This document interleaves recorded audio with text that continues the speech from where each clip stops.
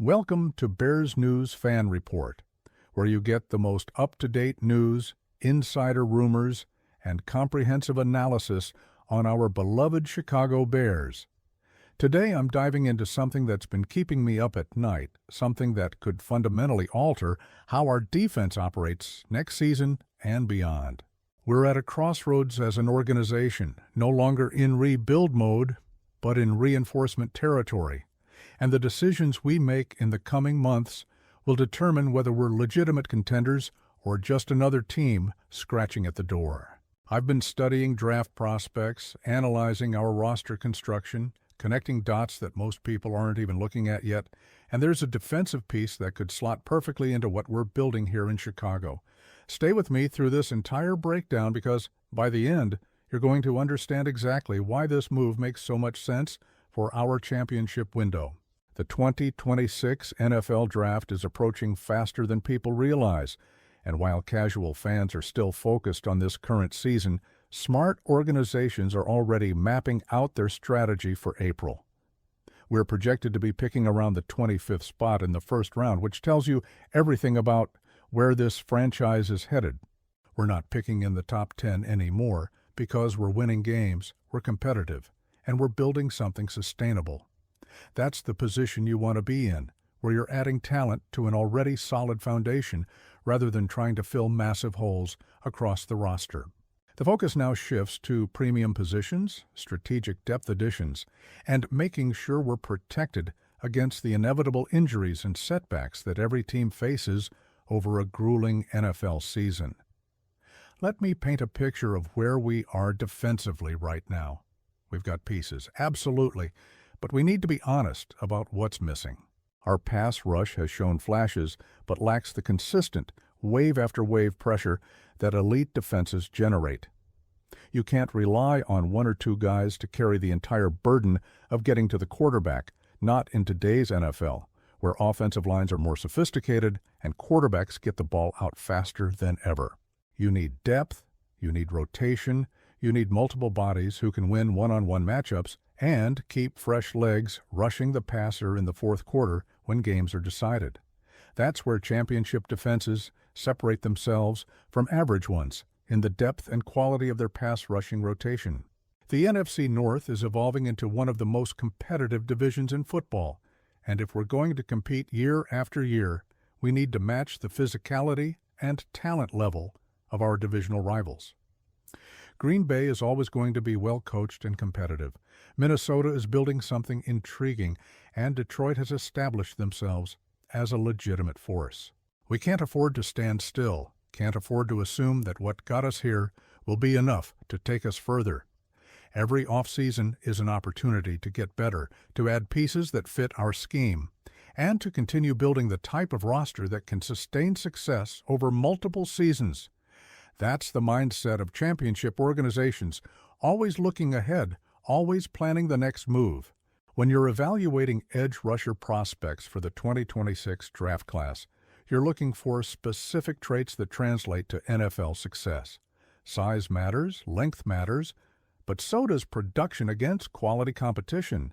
You want guys who have proven they can win in major conferences, who have faced elite offensive tackles, and still found ways to impact the game.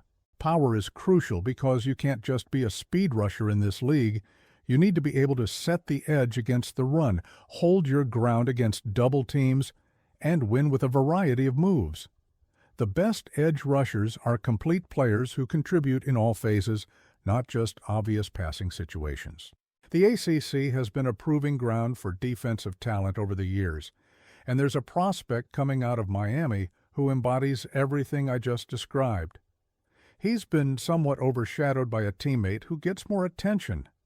But when you watch the tape, when you study his technique and his production, you see a player who consistently wins his matchups. We're talking about a big, long, powerful edge rusher who has held his own against some of the best offensive tackles in college football. He's not a one-dimensional speed rusher. He's a complete player who can set the edge, play the run, and provide consistent pressure on the quarterback. Those are the traits that defensive coordinators build around, the type of versatility that allows you to be multiple in your scheme. For the Bears specifically, adding this type of player makes tremendous sense from a roster construction standpoint. We need to build a rotation where we can keep guys fresh, where we can bring waves of pressure without wearing down our starters. Think about how defenses operate in crucial moments, in playoff games where every possession matters. You need 5 or 6 edge rushers who can contribute, who can execute the game plan, and who can win their individual battles. This prospect would immediately slot into that rotation, providing quality snaps from day one, while having the upside to develop into something more significant. That's the sweet spot in the draft, finding players who can contribute immediately while possessing long-term starter potential. The projection has this edge rusher going in the second round, which represents outstanding value for a player of his caliber. Second-round picks are where smart teams build championship rosters, finding impact players who would be first-rounders in weaker classes. The depth at edge rusher in the 2026 draft creates opportunities to land quality players on day 2, and we need to capitalize on that. Imagine our defensive line 2 years from now with another year of development for our young core. With this type of edge rusher contributing in the rotation and with the scheme continuing to evolve under our defensive staff. That's a defense that can genuinely compete with anyone in the league, that has the depth to sustain injuries, and that can generate pressure without always having to blitz. Let's talk specifically about what he brings to the table beyond just pass rushing. His run defense is solid, he understands gap integrity, and he plays with the kind of physicality that fits perfectly with what we value in Chicago. This isn't some finesse player who disappears when teams run the ball. This is a complete edge defender who embraces all aspects of the position. His length allows him to disengage from blocks. His power allows him to hold the point of attack, and his motor keeps him around the football throughout the play. Those fundamentals might not show up on highlight reels, but they absolutely show up on Sundays when you're trying to stop the run and get off the field on third down. One of the most encouraging aspects of his game is his consistency. He's not a boom or bust prospect who flashes occasionally but disappears for stretches. He shows up week after week, performs against quality competition, and does his job within the defensive structure. That reliability is invaluable at the NFL level, where you need players you can count on, players who understand their assignments and execute them, regardless of the situation. The transition from college to the pros is always challenging, but players with his physical tools and his consistent production tend to make that adjustment more smoothly than raw athletes who are still learning the position. The Miami pipeline has been good to us in the past, and this prospect continues that tradition of tough physical defenders who understand what it takes to compete at the highest level. He's been coached well, he's played in big games, and he's demonstrated the mental makeup to handle adversity. Those intangibles matter just as much as the physical traits, especially when you're projecting how a player will develop in an NFL environment. We have a strong defensive coaching staff that has shown the ability to develop young pass rushers, and giving them a player with this foundation to work with could yield excellent results over the next few seasons. Now here's where it gets really exciting for Bears fans. Our defensive identity is taking shape.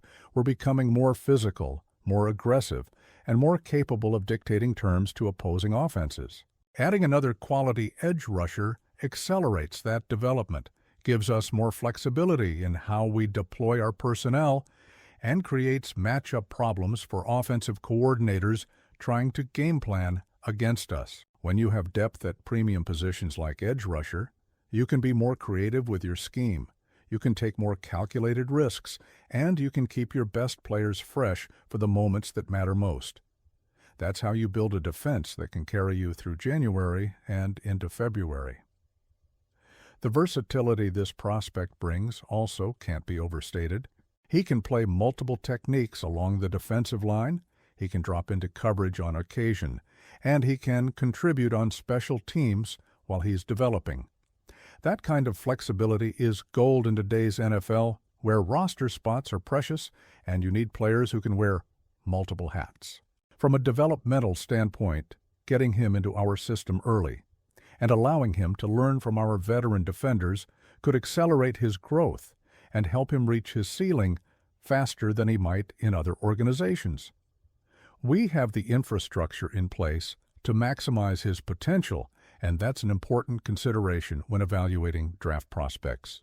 The name I'm talking about is Akeem Mesador, edge rusher out of Miami.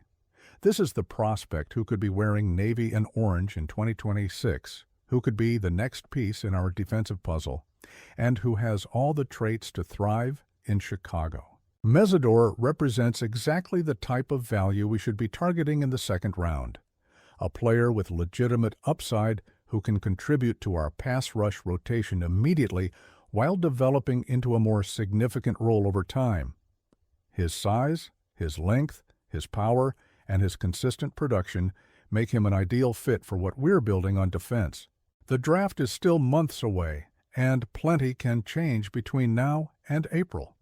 Mesador could test exceptionally well at the combine and climb up draft boards. He could have a strong finish to his college season and generate more buzz. Or we could get fortunate and have him available exactly where we're picking in the second round. Regardless of how it unfolds, this is a name that every Bears fan should know, a prospect who could genuinely impact our defense for years to come and help us compete for championships in this window we're building. So now I want to hear from you. Does Akeem Mesador sound like the type of edge rusher we need in Chicago? Do you think adding pass rush depth in the second round is the right strategy? Or would you prefer we address other positions first? How do you feel about our current defensive line rotation and where we need to improve? Drop your thoughts in the comments below because I read every single one, and I genuinely value your perspectives on these roster decisions. If you enjoyed this breakdown and want to stay current on all the latest Bears news, draft analysis, and insider information, make sure you're subscribed to Bears News Fan Report and hit that notification bell so you never miss an update. I'm bringing you content like this consistently, diving deep into the moves that will shape our franchise's future. Give this video a like. If you found it valuable, share it with your fellow Bears fans, and let's keep building this community together. We're on the verge of something special in Chicago, and I want you here for every moment of this journey. Bear down.